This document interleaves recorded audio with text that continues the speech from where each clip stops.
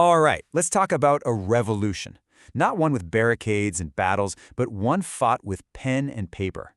We're diving into the world of William Wordsworth, a poet who took one look at the poetry of his day and decided, you know what? It's time to tear up the rulebook and start fresh. So let's get into how he pulled it off. But before we get into the nitty-gritty, we have to start with a really big fundamental question. What's the point of poetry anyway?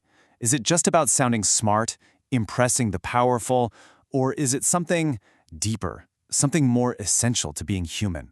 Wordsworth's answer to that question, well, it changed absolutely everything. And that brings us right to our first stop, the revolution itself. This is where we're going to see a major clash of ideas. The old, stuffy way of doing things versus Wordsworth's completely radical new vision. To really get what Wordsworth was doing, you've got to understand what he was pushing back against.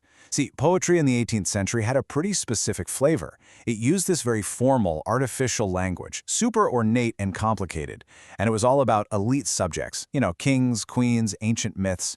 Wordsworth's vision? Yeah, it was the complete opposite. He wanted to use the real language of men. He said, let's write about common life, about farmers and shepherds. He championed spontaneous, raw emotion over some perfectly polished but cold piece of writing. Basically, he wanted to yank poetry out of the fancy, exclusive drawing rooms and plant it right in the middle of the fields where real life was actually happening. But see, Wordsworth didn't just stop at changing the poems. Nope, he went deeper. He set out to completely redefine what it even means to be a poet in the first place. And this is just so smart. He completely reframed the conversation. The old question was always, who is a poet? Which just gets you a boring list of famous names. But Wordsworth asked, what is a poet? And that changes everything. Suddenly, you're not talking about a person's status, you're talking about their purpose, their very soul. It becomes a question of philosophy, not just history. And this was his answer. So simple, but so revolutionary at the time. A poet is simply a man speaking to men. Not some kind of mystical oracle or a detached genius looking down from an ivory tower. Nope, just a fellow human being sharing an experience with other human beings. It was this incredibly democratic idea. It meant the poet was part of the community, not standing above it. So what makes this man speaking to men special then? According to Wordsworth, the poet isn't a different species, they're one of us. But, and this is the key, they're a person with a more lively sensibility. They feel things more deeply, with more enthusiasm and tenderness. They have a more profound insight into human nature and what he famously called a comprehensive soul, this incredible ability to connect with the joys and sorrows of all of humanity. Okay, so we have this new kind of poet who's focused on everyday life. But what kind of language does this poet use? Well, that brings us to the very words themselves, the language of the heart. First, let's just quickly define a term you hear a lot, poetic diction.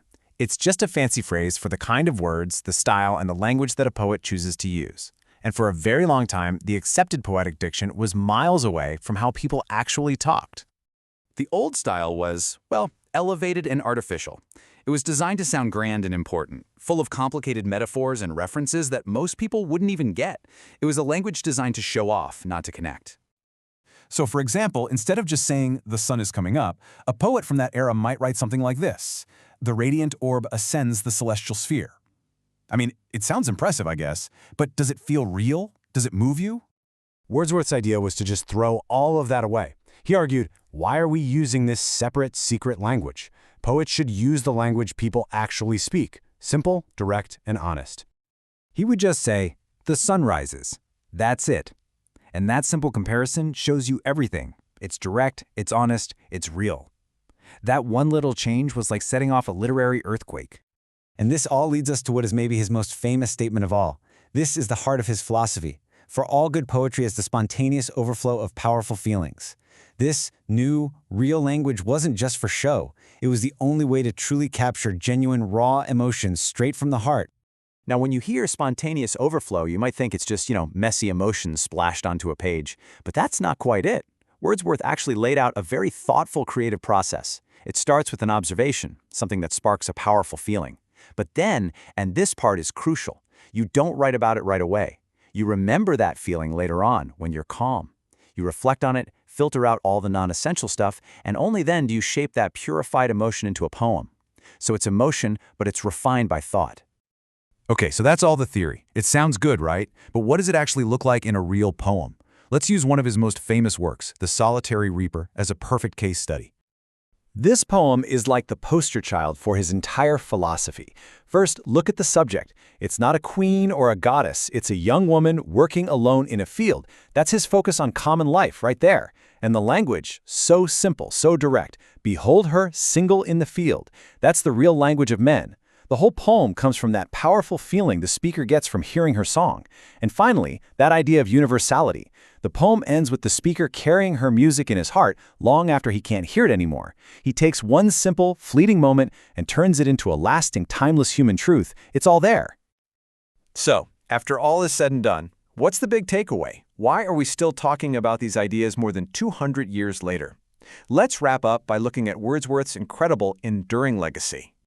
When you boil it all down, what Wordsworth did was monumental. He truly democratized poetry. He took it away from being the exclusive property of the elite and made it something for everyone. He made the powerful argument that ordinary life, your life, my life, is a worthy subject for the greatest art. He reconnected poetry to real, genuine human feeling, and in doing so, he forever changed the way we think about art, about nature, and about ourselves. And that really leaves us with a final thought, a question for ourselves. Wordsworth found his poetry in a quiet moment, just watching a young woman singing in a field. So I'll leave you with this. In our crazy modern world, so full of noise and digital distraction, where can we find our own spontaneous overflow of powerful feelings? Where is the poetry in our own lives, just waiting for us to notice? Thanks for tuning in.